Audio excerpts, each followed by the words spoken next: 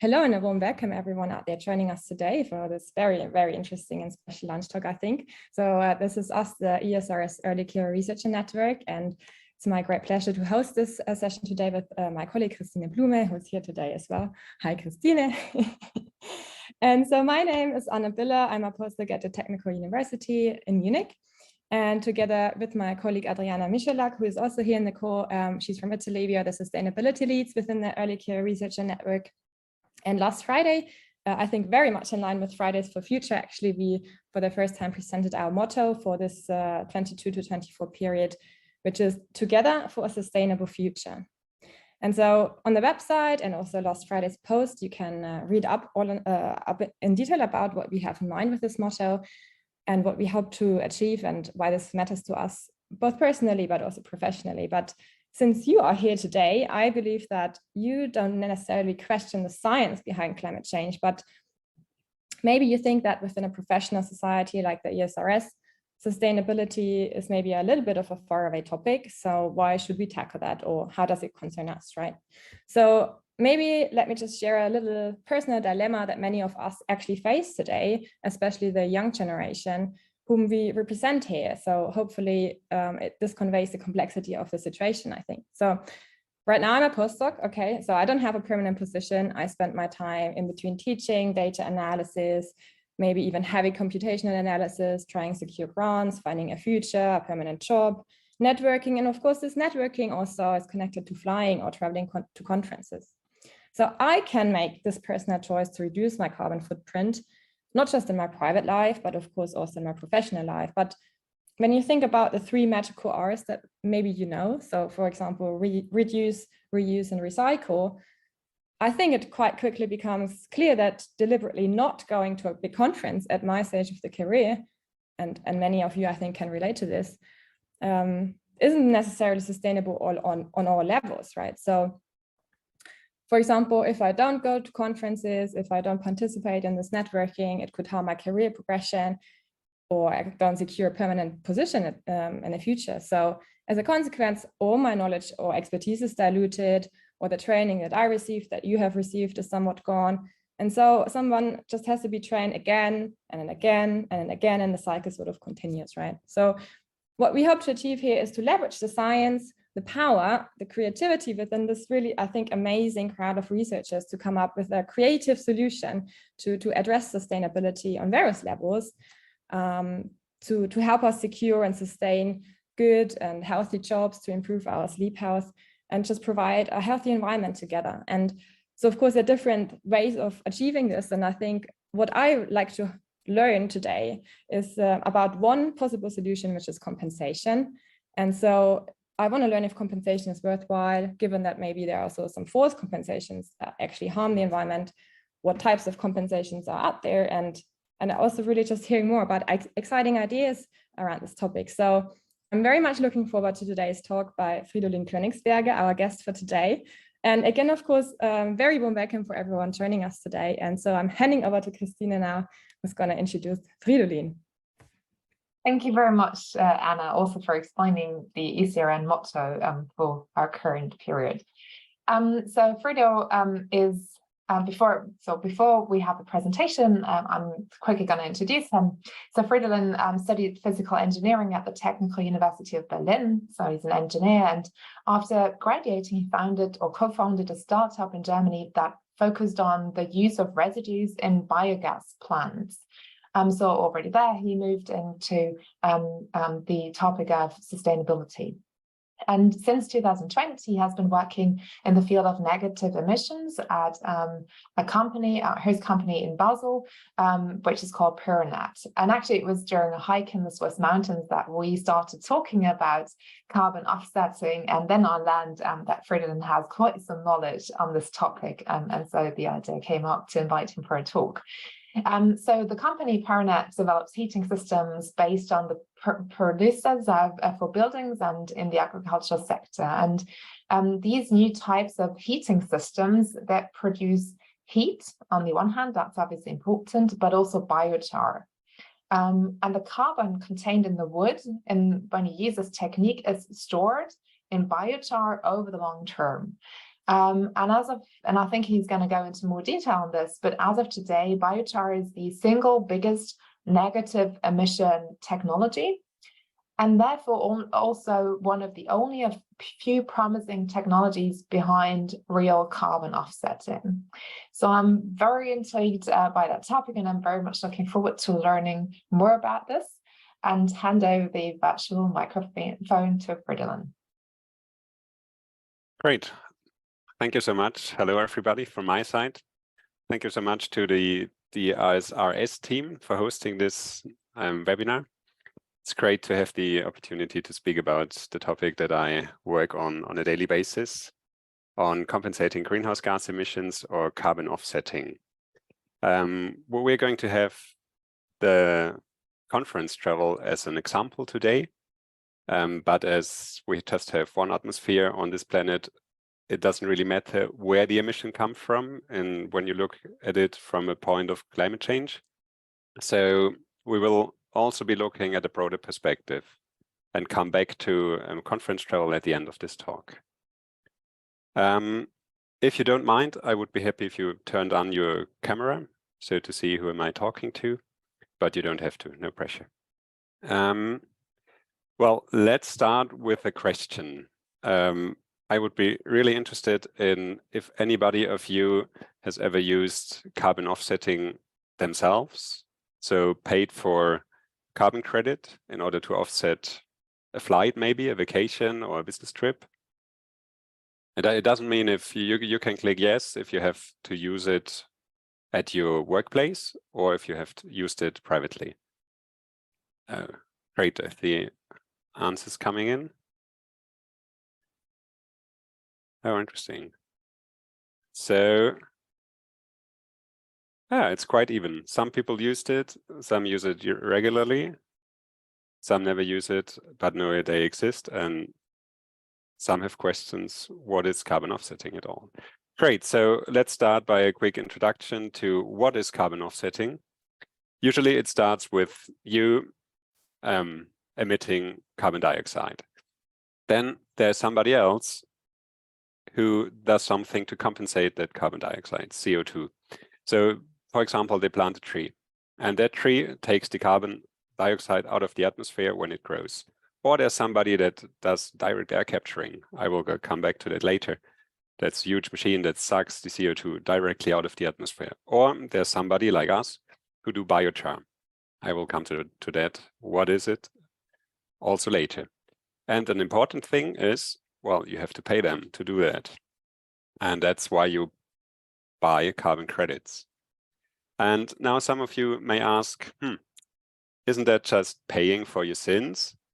That's usually the most frequently asked questions when I tell about carbon offsetting. And because it reminds people of committing a sin and then going to the Spanish Inquisition and paying them, for their sins. And well, it has some similarities, but of course, no, it's not the same because as opposed to sins, carbon offsetting does actually work. So, but why is it considered a sin at all? So, of course, we know climate change is partly or mainly human introduced. So CO2 is considered harmful for the environment, right? For our climate because we are running hot. And the problem with CO2 in the atmosphere is that usually CO2 is not particularly harmful for you at the moment when you emit it, but it's harmful for like the whole planet in the long run. So it's very hard to be aware of when to emit it and the consequences it has because it's an abstract concept. Talking about that, it's important for me to change a bit the perspective we have on CO2. Right now, we are not allowed to pay our garbage, to throw our garbage just anywhere in the garden or in the forest. We have to pay for it. But now when it comes to the garbage is not in a solid form, but a gaseous form, like CO2, we just put it in the atmosphere and we don't have to pay or don't have to worry about it. That's what we're used to. And this creates a huge problem called climate change. And I think you all know what that is. So I want to emphasize that climate change has a huge social aspect as well, because the global south, poorer people usually, suffer the most and did the least from it. So for me, it becomes clear looking at all those points that CO2 should come with price tag and should not be for free. Like when you have solid garbage, you have to pay for someone to pick up your garbage. So that's why a sin is it, because it's harmful, and paying for it should become normal one day, and that's where most of European countries are going anyway. So this talk is about private offsetting, because talking about the European Union, we know that many companies, different specific sectors of the industry, have to pay for their carbon emissions already. Private people don't have to. So that's all about voluntarily offsetting. I'd like to start with an important vocabulary in order I can explain things good. The most important word for this talk is probably greenhouse gases, or short GHG. Greenhouse gases are all the gases that trap heat in the atmosphere, because they let sunlight pass through, but they don't let the equivalent amount of energy from infrared light back bounce off again. And the single most important greenhouse gas is water vapor by far. But the most famous one is carbon dioxide. I put that wrong, sorry. And the more stronger but less common one is methane. And then even the strongest, or one of the strongest, is laughing gas. But by quantity, carbon dioxide is the strongest one, and the one that has the biggest impact. Another word is negative emissions technology, and Christine already explained at the beginning a little bit what that is, because we do that at Pyronet. It's just a technology that takes greenhouse gases out of the atmosphere, as opposed to positive emission technologies like that would be a car with an internal combustion engine or a coal plant. And I already mentioned the word carbon credits, that are just certificates that guarantee the removal of greenhouse gases from the atmosphere. So you pay a company for carbon credits, and that company guarantees to you that it actually removed greenhouse gases from the atmosphere. Let's move over to the motivation. Why should we at all consider paying someone that she or he takes CO2 out of the atmosphere for us? Well, it's of course because we have quite a lot of CO2 in the atmosphere and have been adding more and more, and at a much higher rate than nature can absorb. So temperature rises, and that gives us more extreme weathers, and at the end it harms the planet. So as compared to other pollutants, carbon dioxide, as mentioned before, is not visible, and politicians and private people have had a hard time on reducing emissions. So how did we get in this situation? For me, it's always interesting to talk about fossil fuels from a perspective of an engineer, because technologies that rely on fossil fuels are just so good. It's amazing. The energy density of gas or oil is just enormous. It's very dense. You can use a single tank of your car and drive like 800 kilometers with just a few liters. And yeah, it just spills out of the ground, and they are available in huge quantities and so cheap. So it's very convenient to have fossil fuels. And it's very hard, of course, to get rid of them and not using them anymore. So that's a challenge. And yeah, to get a good picture, sometimes I try to remind me, how would a person in Egypt, in the ancient Egypt, probably look at a car like Cleopatra? She would be so amazed what you can do with fossil fuels. She would almost have to assume that perpetuum mobile is a real thing, so going down in a gravity wall for forever. Yeah, fossil fuels are amazing, but we need to get rid of them. So where are we going? What is the current track? of carbon emission worldwide. And of course, we know that we have been putting more and more gigatons of CO2 or other greenhouse gases in the atmosphere per year worldwide. And we need to peak this. We need to stop putting more. We need to start putting less CO2 in the atmosphere. So we have graphs like that. Every 10 years they pop up and claim that we are at the peak of emission. But what actually happens is that emissions keep increasing and increasing, unfortunately.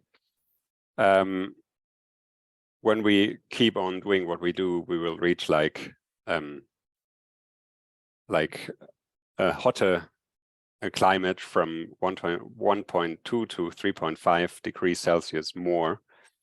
And that would be a disaster for the planet. And even if we just manage to reach the agreed climate targets by all the nations in the world, we will still see more than 2.5 degrees rise in temperatures worldwide. And if we want to reach the Paris Agreement goals, we need to start reducing emissions drastically. Like, that's unfortunately very unlikely to happen if we look at that graph. But I would like to have a better look at this part of the graph, the lower graph, the Paris goals, in the next slide. So where do we want to go?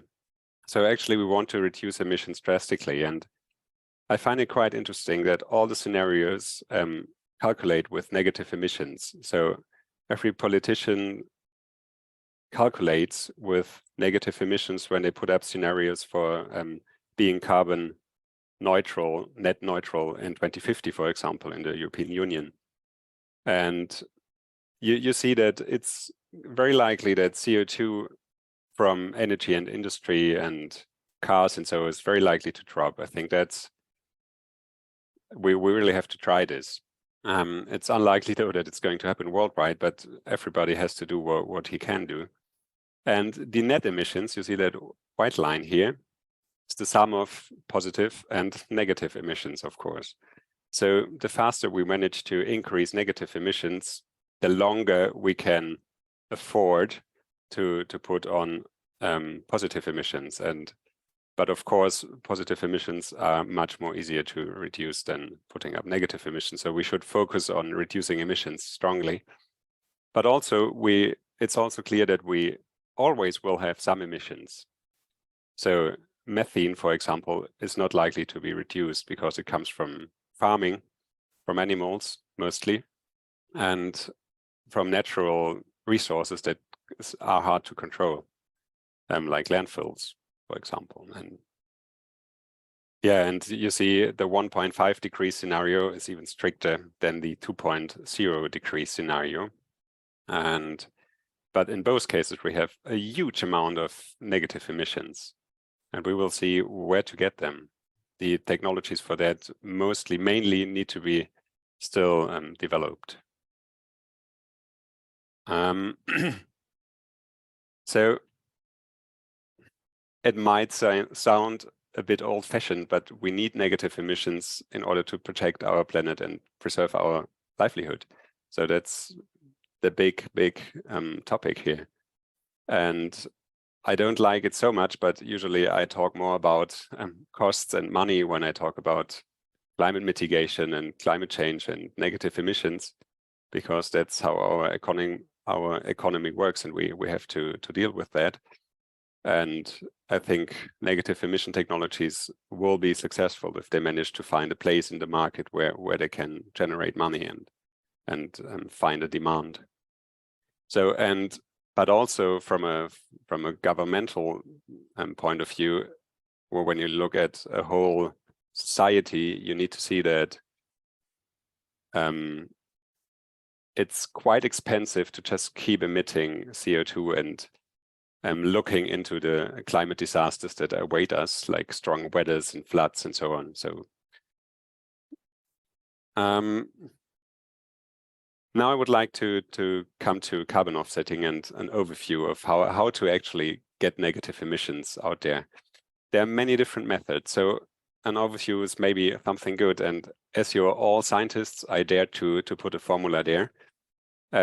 Just a balance equation.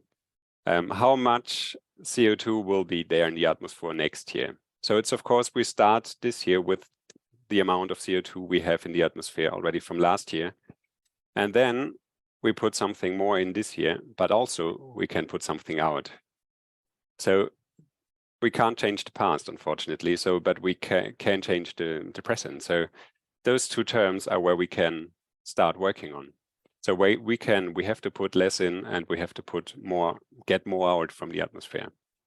So method 1, I would call it emit less greenhouse gases, of course, than planned. So making this sum smaller.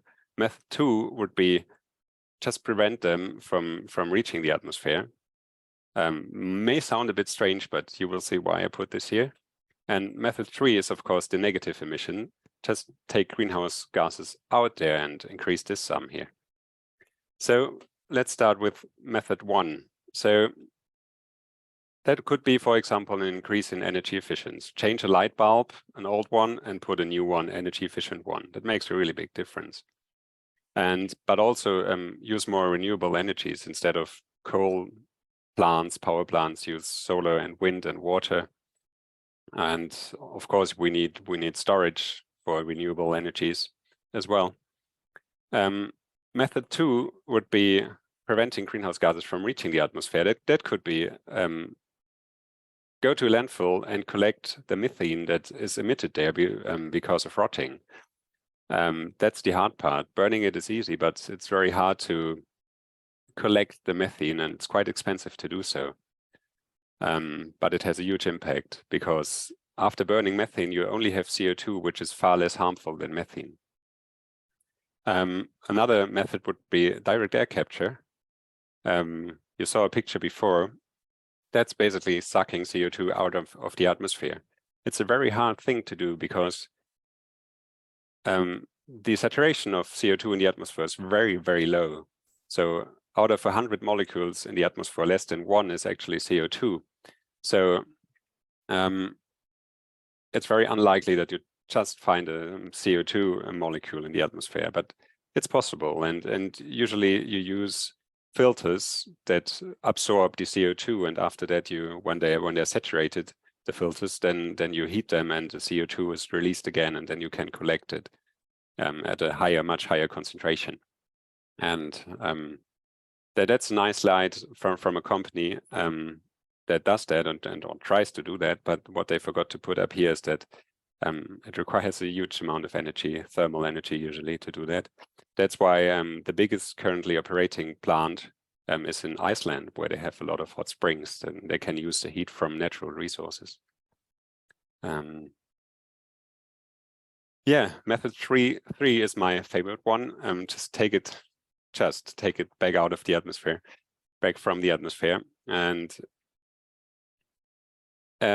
usually it's just copy and pasting what nature already does. So, but in an accelerated version, those methods. I'm going to present again just a selection of what is possible, but it's quite interesting to see that enhanced weathering is one of the fast-growing methods to take CO2 out of the atmosphere, because CO2 reacts on the surface of a certain stone and becomes a mineral there. And that happens in nature anyway, but quite slowly. So usually what the companies do is grind the stones and increase the surface, so the weathering happens at a much higher rate. Another method would be renaturation of wetlands. That's quite interesting, I find, because it's possible in Europe a lot, where we live, or where I live at least, and in many other regions of the world. We tried to try wetlands over a century ago to do farming there, of course. But wetlands are a huge CO2 sink when they are renaturated. And another possibility for negative emissions are, of course, planting trees. This is an interesting one, because it happens quite often that you go to a website and you want to do carbon offsetting and to buy a carbon credit, and then you see afforestation projects in many places in the world.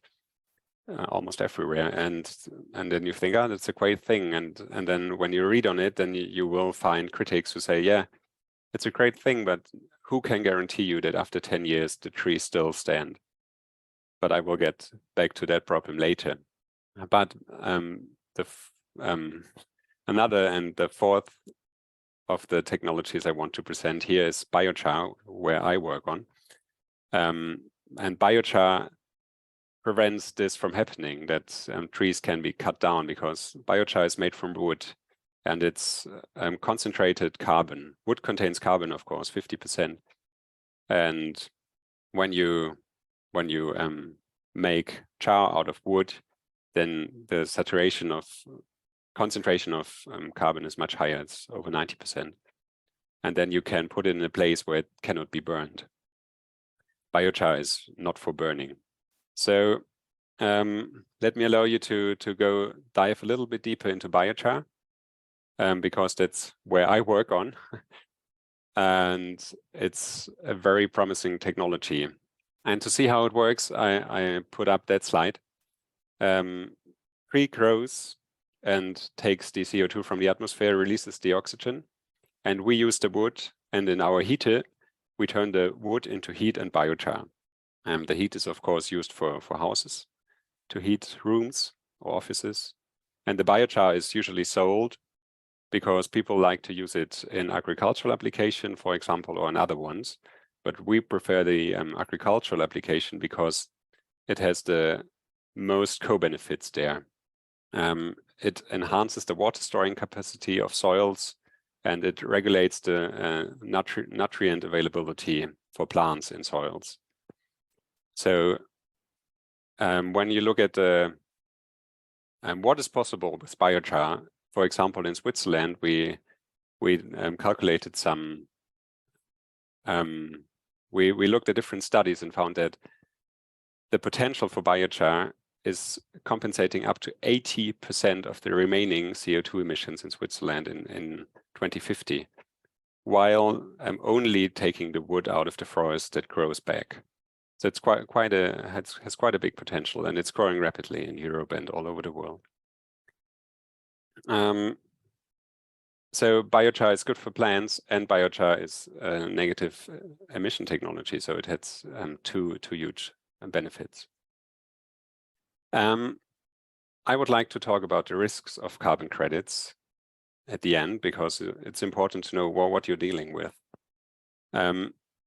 There are three major risks, and the first would be that you pay for something that would have been done anyway. So you pay a company that says, oh, if you pay us just a little, we will put up a solar farm or a wind farm instead of a coal plant. But they would have put it up anyway, because they're nowadays cheap enough to realize often without your payment. You can't know for sure, but that's a huge issue. Or you pay for something, and the greenhouse gas compensation only lasts for a few years, like, for example, cutting down trees after 10 years or so, after they received your payment. And then the emissions are back in the atmosphere again. Or what is also a big and very complicated problem to tackle is that you pay for something and the greenhouse gas compensation gets sold twice to many different people. And everyone that comes to you and wants to check, you say, yeah, look, the tree is still there, or it's still okay. And then you leave and say, oh, it's okay. But somebody else paid for it too. So in order to tackle those problems, of course, there are, again, international standards for a good compensation. And I recommend to look out for them, because they claim, or they try to make sure that those issues don't happen, and when they certify a certain project. And the two biggest ones I will present just here. The first one is Verified Carbon Standard. It claims to be the biggest one in the world, and the second biggest probably is then the Gold Standard. And one of those is a good sign that the project has a good chance of of being a good one. And the Gold Standard is a little bit stricter. It has additional requirements as compared to the Verified Carbon Standard. Yeah, so a best practice when you have to travel to a conference like in New York, what would I recommend? How would I recommend you to compensate your emissions? Well, first off, you really should avoid traveling. Maybe look at participating online. But when you travel, then try to choose not a plane, but better a bus or a train. But of course, to New York, you have to take the plane. Then the third thing, when you have to take a plane, then you should take your travel distance and go in an online calculator and calculate your emissions, and then find a website that sells carbon credits and buy from them. It's simple as that. And let's look at an example. When the conference travel to New York, for example, you have a distance of 12,500 kilometers when I would go from Basel to New York and back. That would, according to My Climate, that's a famous player there in the field, I would emit in the round trip 2.0 tons of CO2. And now I know that's quite a lot. That's like a fourth of what an average German and a half what an average Swiss person would emit over a year. So it's quite a lot just that one trip. And now I would have to look for a project that claims and actually does, in the best case, take CO2 out of the atmosphere. Then I would go to one of many websites. I'll just show two that I know of, but I don't want to make too much publicity for them. But just that you know where it's going. For example, you can stay on My Climate, where you calculated your CO2 emissions, or you can go to Carbon Future and pay for a project that takes CO2 out of the atmosphere. And it's quite interesting that the price range varies a lot. So you can pay 180 Swiss francs or US dollars, it's almost the same, per ton of CO2, or you can just pay almost a third or less than a third for the same amount of CO2. And you may wonder, why is that? And then when you look at the description, you see, oh, that's in Switzerland, so people get a high salary. And then you see, oh, that's somewhere in Nicaragua where people don't get paid so much. So usually it's much more cheaper to go to less developed countries when trying to offset your carbon emissions. So that's why there's a huge price difference. And here you see you can also pay even more than 180. You can pay 200 euros. That's quite a lot.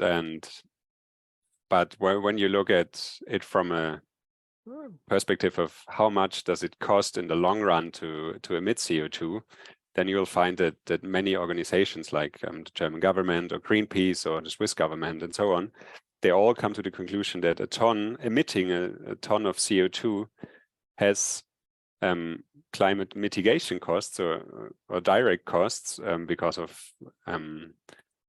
flooding and so on of 180 euros per ton. And that's quite a lot. Of course, that figure holds true for Europe.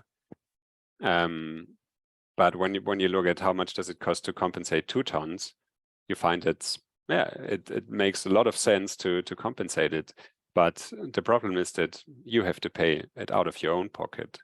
And when you just emit CO2, everybody in the whole society has to pay for it. So that's a conflict there. And yeah, we need regulation on that, I think.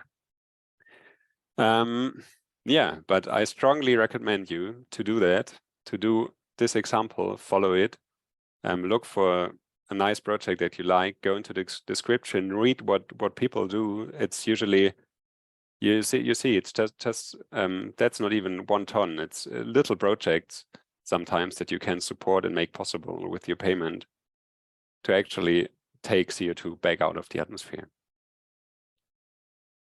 Yeah, great. Thank you so much. It was great to have the opportunity to present you this topic.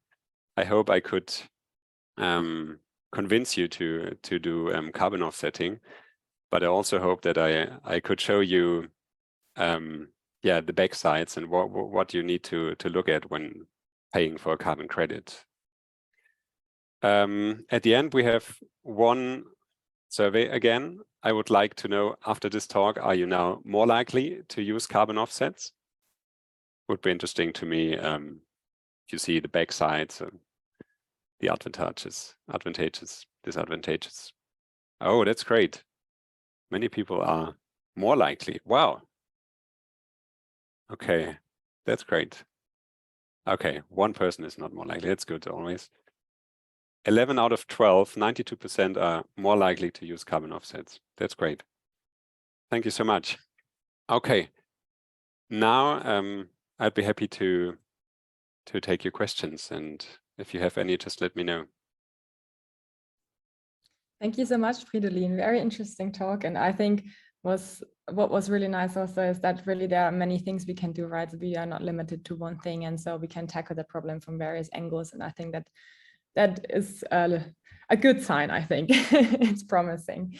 So yeah, Yes. while people are writing the questions in the chat or unmuting themselves, maybe I can start with one background question. So maybe you can just quickly explain again the difference or the different impacts of CO2 versus methane, because of course they work differently and they have different impacts. Ah, great. Yeah, yeah, I talked about that. Methane is per ton just much stronger greenhouse gas than CO2. So it's quite difficult to quantify it exactly. So what people usually do is when they want to say, oh, methane is like 20 times worse than CO2 per ton, then they look at a certain period of time, usually 100 years or so, to look at the impact, because methane on the other side dissolves into CO2 in the atmosphere when it stays there for some years. So, but in the years it stays there, it has a very strong impact. And usually I think the factor is like, depending on who you look at, like 24 or something, 24 times stronger over a period of 100 years. But in the first 10 years, it's much more than that. But in the last 40 years of that period of time you look at, it's almost dissolved into CO2. Okay, thank you. Okay. Then Yeah. we have a question in the chat, and also Christine has one. Christine, do you want to start? Yes, so thank you very much for your really interesting talk. So I have a bit of a critical question. I mean, not critical for you, but generally. So I've read on the newspaper, I think it was towards the end of last year, that especially this Vera is quite critically seen because I've just looked it up again, and I think the Guardian here says that 90% of the rainforest carbon offsets by, for example, Vera are worthless. I think that, for example, so I mean, it's also a business, of course. So I think one example was that they sell like licenses for forests that would not be deforested, but they claim it would be deforested. And that way they get money, but actually don't protect anything. How critical is that? What would you say? Or is it easy to judge for someone like us? It's disastrous. Well, what happened there is it's horrible for the whole industry. So there's no excuse for this. And a lot of cases with double counting. And it's good that you mention it, because I should have included this maybe in the talk, that there's a lot of those points I put on already happened. And that's why people often say it's like paying for your sins, because it does not work. But when you do it right, it can work. And so it's very hard for us to trust in big projects. And that's why I recommended look into the project and see if you can support a small local project for carbon offsetting. Because rainforest is a horrible case.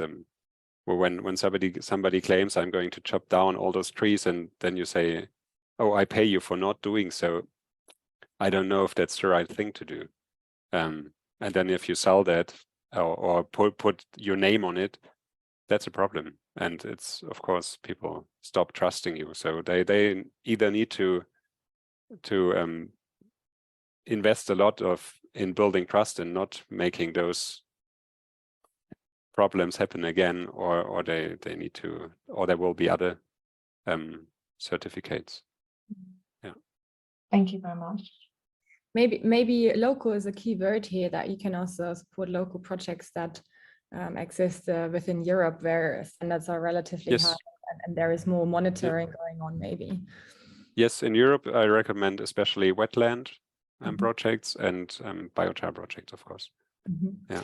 I think Johannes really wants to know more about the biochar, actually. So he wants to know, could you go into more specifics on the numbers of biochar? So, for example, how much wood do you need for a ton of carbon retention? How long is the actual retention time, for example, in agricultural use? Or how much heat do you gain compared to standard burn methods? Oh, that's great. That's great. So I try to be quick on all those questions, but I could talk long about them. So how much wood do you need for a ton of carbon retention? 5 tons for 1 ton of biochar. And from 1 ton of biochar, you get almost 3 tons of carbon retention. So for 1 ton of carbon retention, you need a little bit less than 2 tons of wood. And the actual time that the carbon stays out of the atmosphere depends on the quality of biochar you apply in the soil when you put it in agricultural applications. And it really depends on, like, for example, on technical specifications of the wood burner you have. I mean, you're probably more interested in an average number. So what I found in a paper by Aquascope that's by the Swiss government was that they assume a half-life time, so of over 10,000 years, and that's quite a lot. And other papers find a few hundred years. And now research really needs to be done to look into why do different researchers find so big differences in the retention time. But for sure is that it's long enough for the current climate crisis. So it's for certain over a few hundred years. And how much heat do you gain compared to standard burn methods? Would be half the heat, because the other half of the heat stays in the biochar. So when we look at wood, we need to stop looking at wood from a perspective of just energy. Wood is more than energy. You can build houses with it, and you can sequester carbon. You can do carbon offsets. And we should look at the heat potential, the energy potential in wood just as a side product, because it's too valuable to just burn it, my point of view.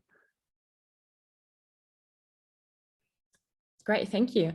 Another question in the chat by Madelkme Ravialo. Sorry for not pronouncing your name correctly.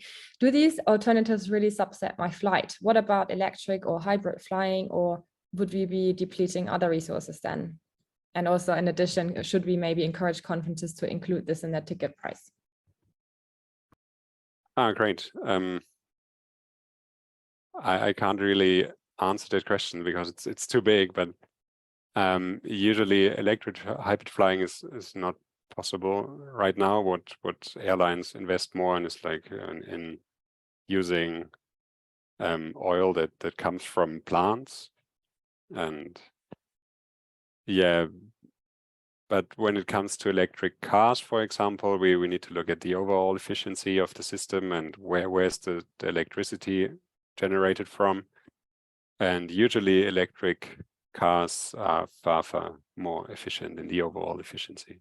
So if we find a way to store electricity in planes that is not very heavy, like batteries, like current batteries, then you should really be flying electrically, but that's not going to happen in the next 10 years, unfortunately, I think. Okay, then if there's no other question in the chat, I would ask maybe a last. Yeah. Maybe I could just so about the whether conferences could include it in the ticket price. Maybe also a thought on this. So many European universities already have this. So, for example, the University of Basel requires us to do carbon offsetting when we go on international conference travel, or sometimes you have a limited number of conferences you can travel to.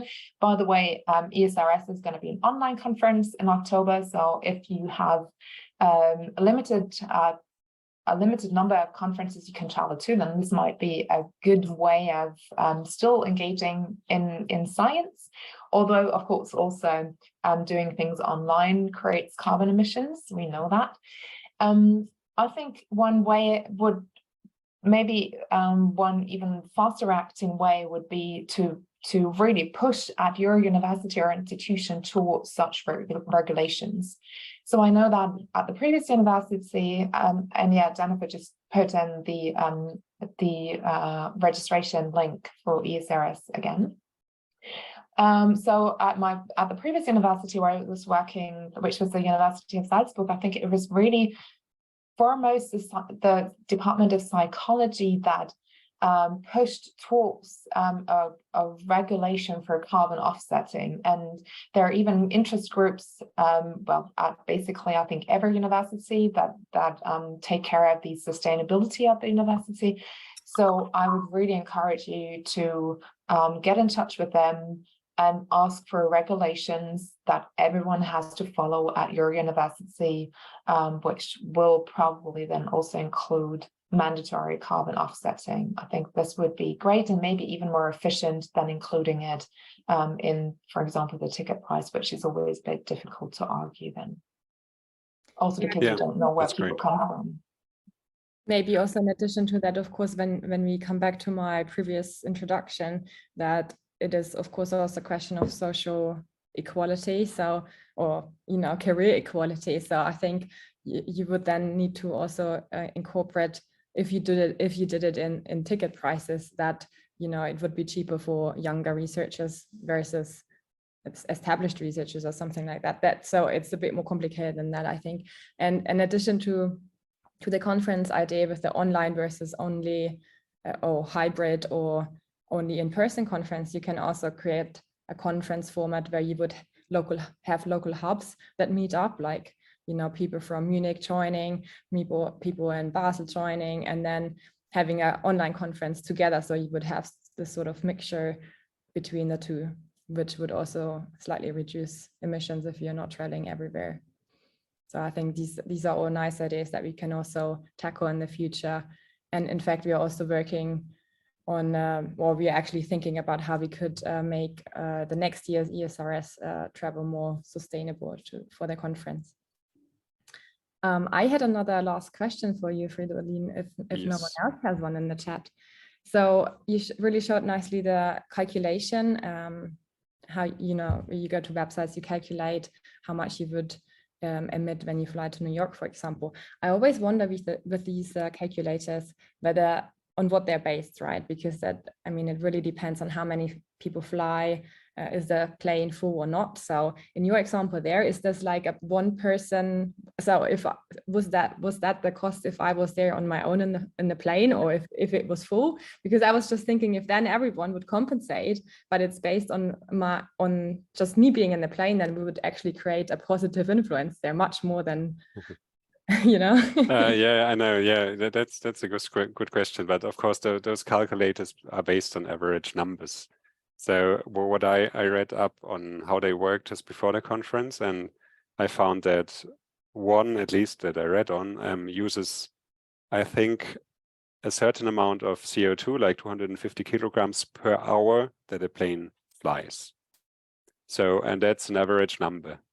And of course, if the plane is full, then per person it's less, but for the whole climate, it's the same amount if there's one person in it or the plane is fully booked. So, yeah, I think they definitely use average numbers, and it would change from situation to situation. I hope that answers your question.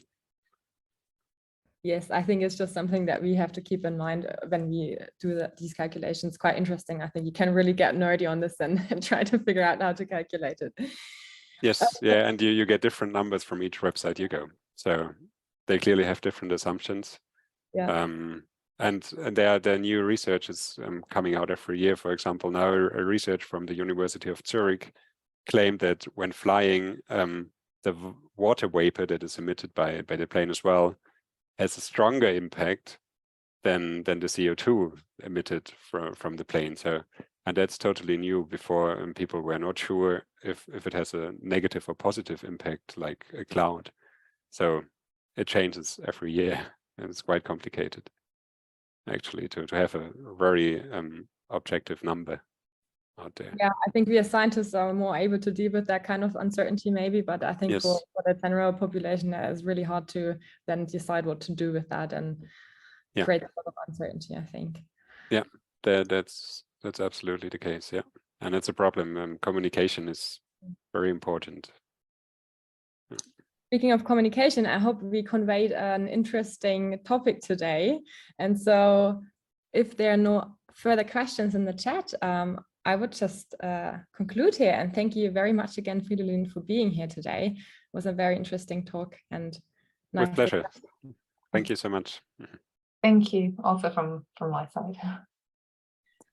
Great. So thank you also for attending today. And maybe you can or want to sign up to do the e-conference later this year, which is posted in the chat below if you're interested. And so with this, have a really nice day and bye-bye. Goodbye, everybody.